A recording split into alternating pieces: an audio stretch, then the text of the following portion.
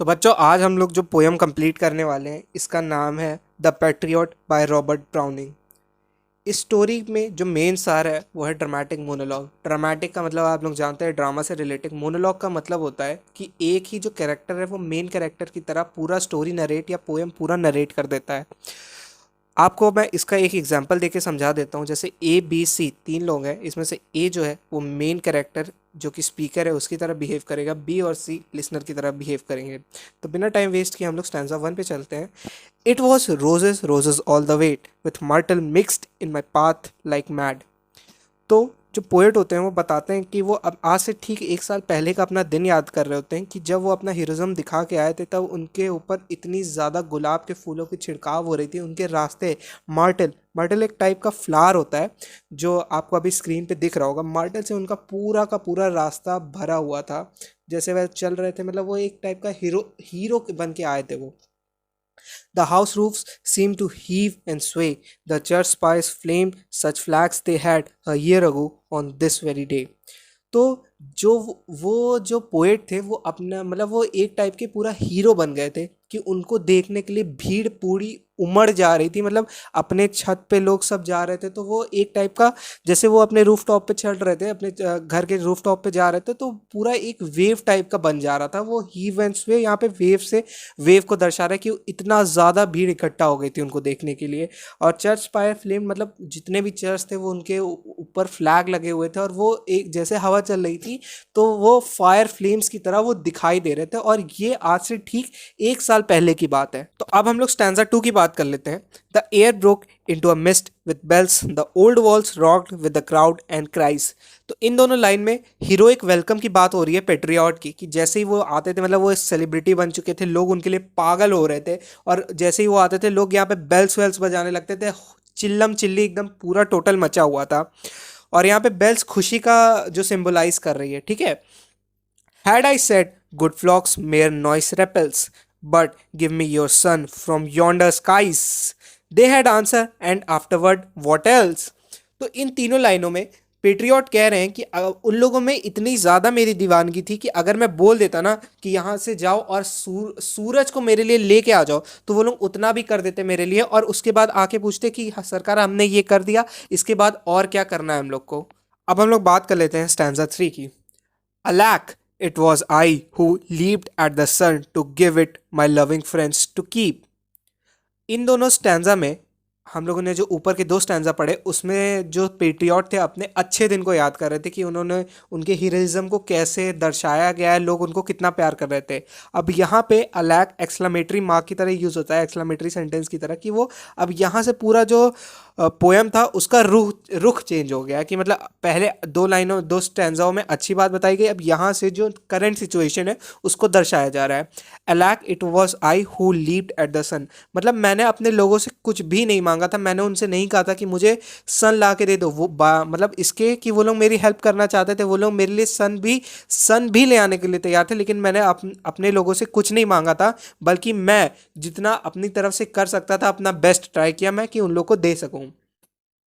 Not man could do, have I left undone, and you see my harvest what I reap.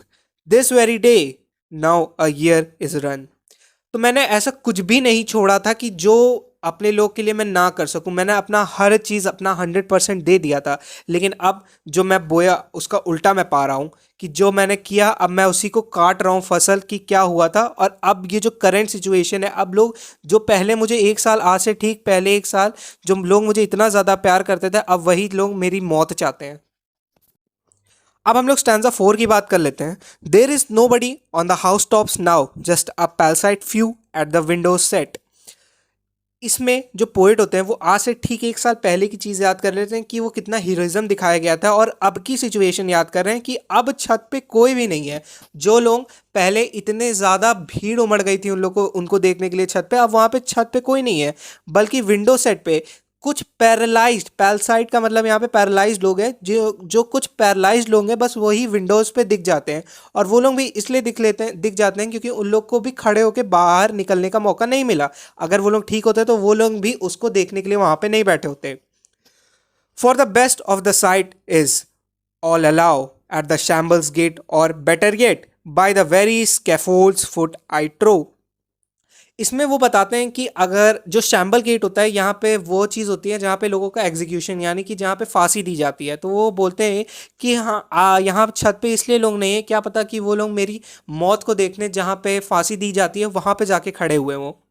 तो poet ऐसा assume कर रहे हैं कि अगर वो लोग यहाँ पे मेरे को देखने के लिए नहीं है, तो वो डेफिनेटली श्योर हैं कि वो लोग जहाँ पे मेरा एग्जीक्यूशन होगा वहाँ पे खड़े हो जाएंगे, ताकि वो देख सके कि हाँ इनको कैसे फांसी मिल रही है। स्टैंजा 5 की अब हम लोग बात कर लेते हैं। I go in the rain and more than needs a rope cuts both my wrists behind. तो वो इसमें बताते हैं पेट्रियट कि यार जो लोग मुझसे इतना ज़्यादा प्यार करते थे, अब वही लोग मुझे बारिश में देखने आए हैं कि मतलब मेरी क्या हालत हो रही है, और उन लोग को कुछ फ़र्क भी नहीं पड़ रहा है। मेरे दोनों हाथों को इतनी कस के बांध दिया गया है कि मेरे हाथ से शायद खून बह रहा है कि वो कट चुके हैं, लेकिन इन लोग को कोई फ़र्क नहीं पड़ रहा है। जो लोग मुझे इतना ज़्यादा प्यार करते थे, आज वही मेरी मौत का तमाशा देखने आए हैं। And I think by the feel my forehead bleeds, for they flings whoever has a mind stones at me for my years misdeed. मुझे ऐसा लग रहा है कि मेरे जो फोरहेड है उससे खून बह रहा है, क्योंकि मेरे हाथ तो दोनों बंधे हुए हैं, लेकिन अब मेरे को फील हो रहा है ऐसा कि जितने भी लोग थे उन सभी ने मेरे ऊपर, जिनके पास दिमाग था, सब ने मेरे ऊपर पत्थरबाजी स्टार्ट कर दी है।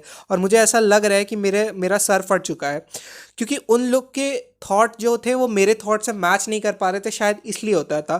For my years misdeed, यानी कि यहाँ पे मतलब पोएट का बताया गया है कि उन्होंने शायद जो पुराने गलत काम किए थे उनकी सज़ा उनको अब मिल रही है, लेकिन उनका ये नहीं दिखाया जा रहा है जो उन्होंने अच्छे काम अपने लोगों के लिए किया था वो उन लोग को आज भी नहीं दिखाया जा रहा है। इसीलिए शायद कहा जाता है कि अगर आप 1000 अच्छे काम भी करो और एक छोटी गलती कर दो, तो लोग आपकी छोटी गलती को याद रखते हैं और आपके वो जो 999 अच्छे काम थे उसको भूल जाते हैं। खैर एनीवेज, आगे बढ़ते हैं। तो अब हम लोग लास्ट स्टैंजा की बात कर लेते हैं।